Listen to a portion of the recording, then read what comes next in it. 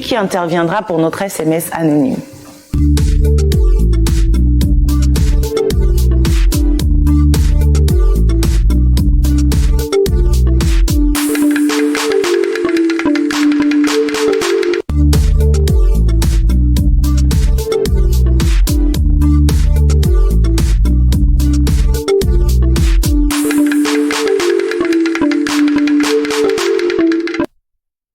Allez, nous sommes dans la continuité. Vous savez que nous, on aime bien apporter un lien de corrélation entre nos chroniques. Aujourd'hui, c'est le SMS anonyme accentué, ou du moins qui est axé sur le et l'horoscope. Alors, on reçoit le pasteur Anani Etougué Patrick qui prendra plaisir à répondre à nos questions, ou du moins aux questions que se pose le téléspectateur.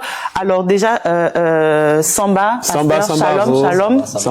Shalom. Bien. Samba. Et très matinal ce matin. Oui, toujours comme à l'accoutumée, effectivement. Alors, le message va s'afficher, je fais lecture rapidement, en cours après et on posera les questions à notre invité.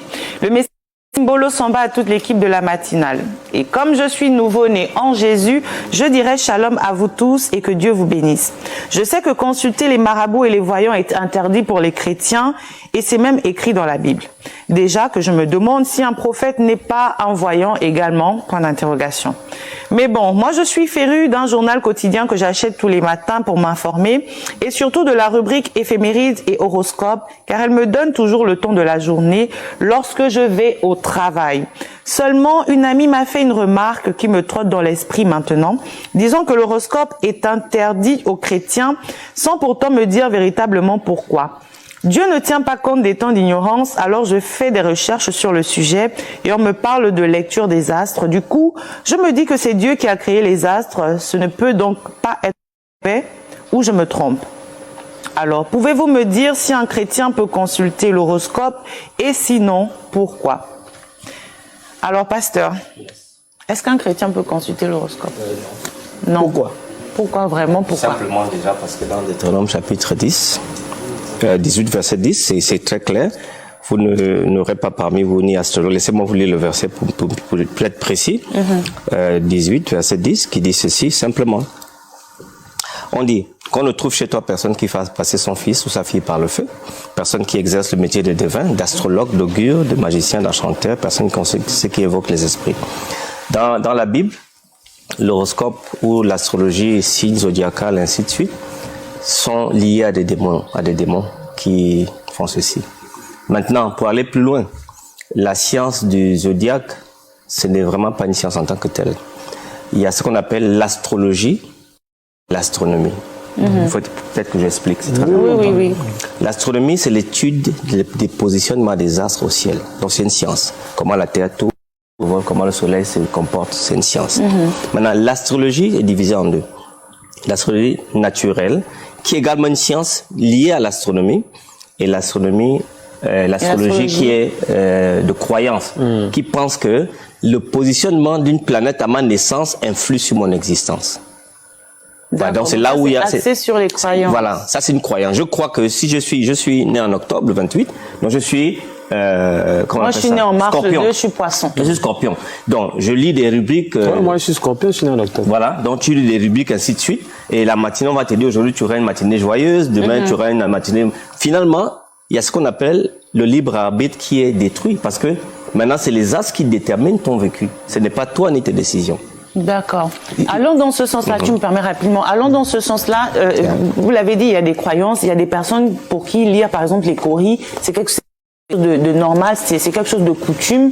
Est-ce à dire que lorsqu'on devient chrétien et qu'on serait peut-être né dans une famille où ma grand-mère lit des coris, je devrais m'en détacher également au même titre que l'horoscope? C'est d'abord une escroquerie. Je vous donne un exemple. Rappelez-vous, en 2008, la dame qu'on appelait Elisabeth Tessier avait faussement prédit que la France gagnerait la coupe. Ça n'a pas eu. Mitterrand, chose qu'on a dit qu'en 2011 sera l'homme de l'année. Vous savez ce qui lui est arrivé.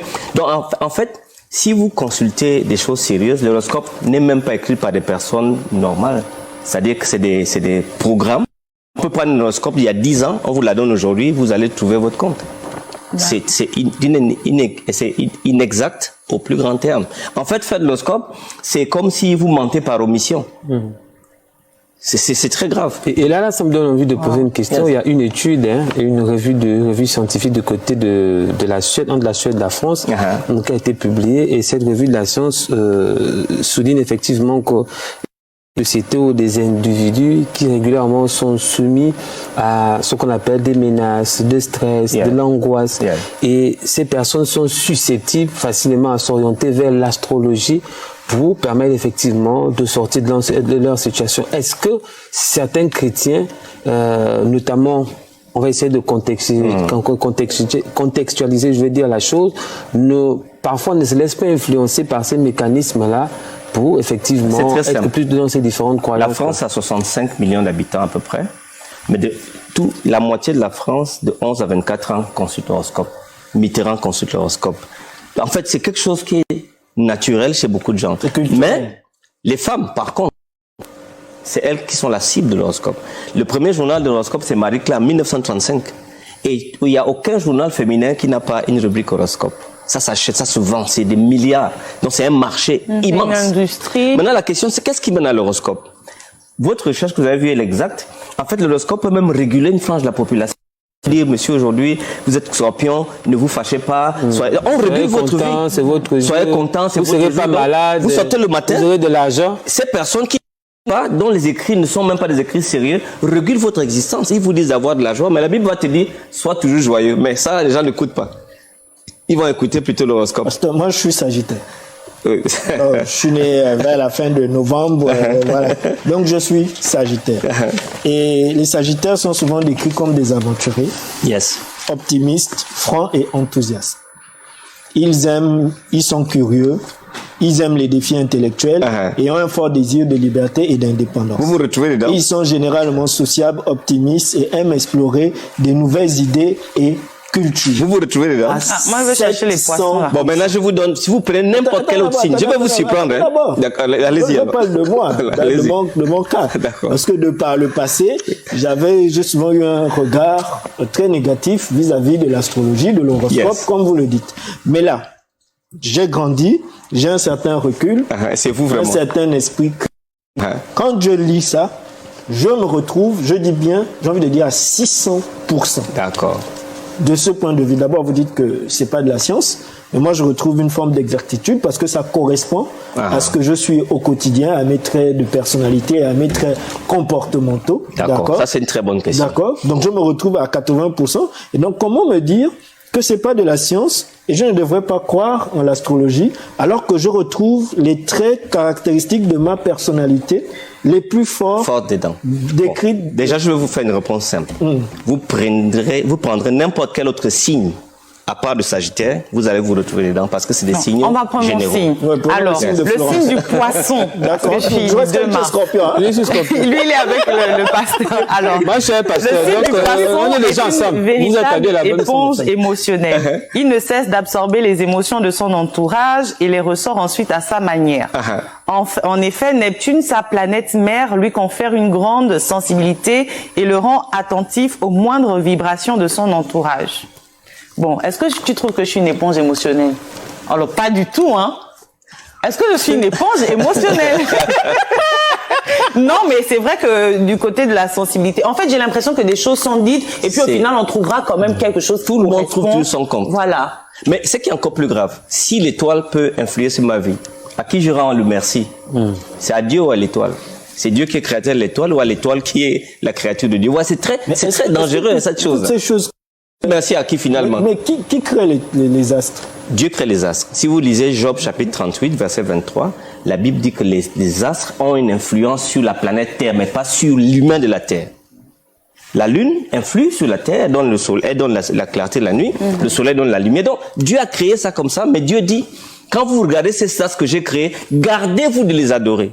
Or, l'astrologie, donc, c'est ce qu'on appelle une astro-idolâtrie. C'est-à-dire que je reconnais en moi une étoile qui est ma bonne, on dit bonne étoile. On parle de planète mère. Mère, ainsi de suite. À la fin, donc, finalement, quand vous dites merci de votre journée, de votre succès, de votre boulot, de votre mariage, vous dites à qui? À l'étoile ou à Dieu qui a fait l'étoile? Et c'est qui est encore plus grave. Si je pêche, qui est responsable? Est-ce que c'est l'étoile ou Dieu ou moi? Ouais, donc c'est des questions très, très complexes. Est-ce que vous savez que moi, dans mon cas de figure, j'ai déjà eu à lire une prédiction astrologique, d'accord. Le matin comme ça, j'ai eu à lire et puis je me suis dit, je reste focus sur ma journée, je veux voir si ces événements annoncés ça va se passer. Ça va se réaliser. C'est pas arrivé à 100%, mais je peux dire que j'étais quand même et là, dans le sujet. J'ai une toute dernière question. Est-ce qu'on peut considérer ces personnes très influencées comme dogmatisées? Parce qu'il y en a, ils se disent... Non, moi, je ne suis pas dogmatisé. Non, je parle de manière générale, je ne personnalise pas le débat.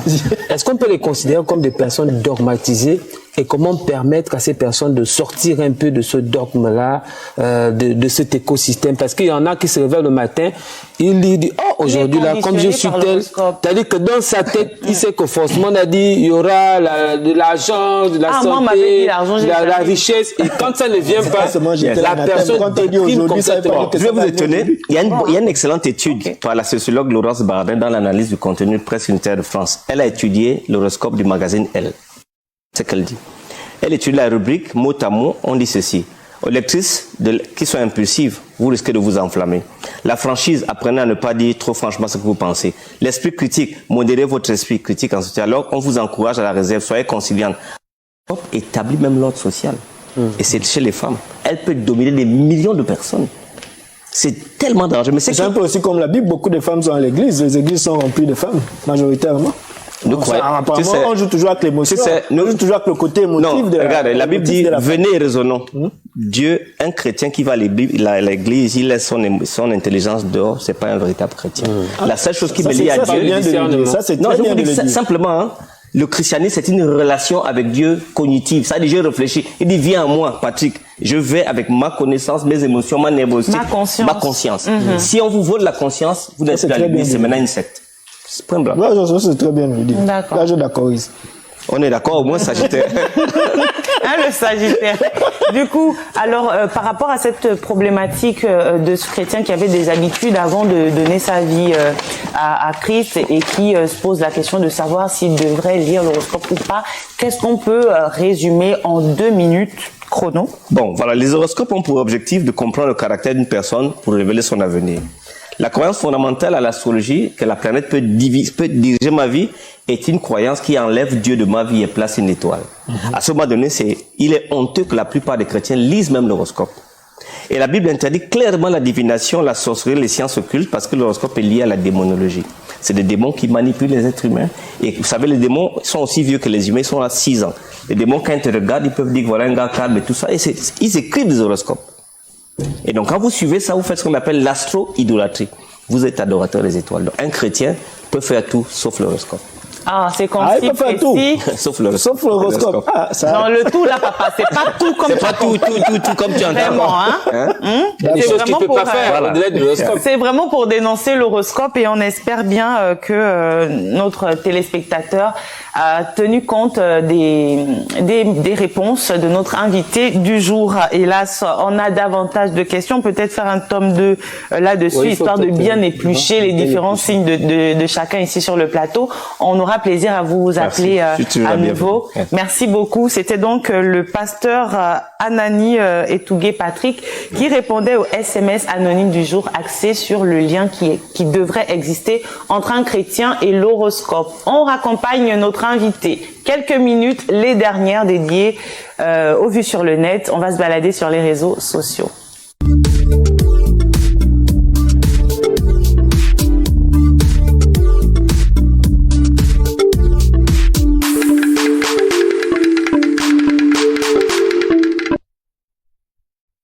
Allez, on va sur le... Alors, hier, je vous parlais de ce influenceur ivoirien. Il a commencé par être humoriste et pour la petite histoire, il est au Gabon en 2017.